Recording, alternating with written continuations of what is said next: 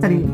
আমার বিশ্বাস এমন একটা সময় আসবে যখন আমি প্রমাণ করতে পারবো সৎ পরিশ্রম আর ভালোবাসা দিয়ে কঠিন পরিস্থিতি কাটিয়ে ওঠা যায়।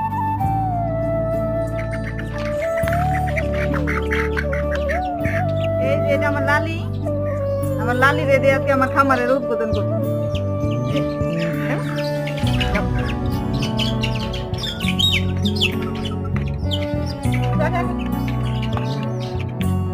এই যে এটা হচ্ছে দলি,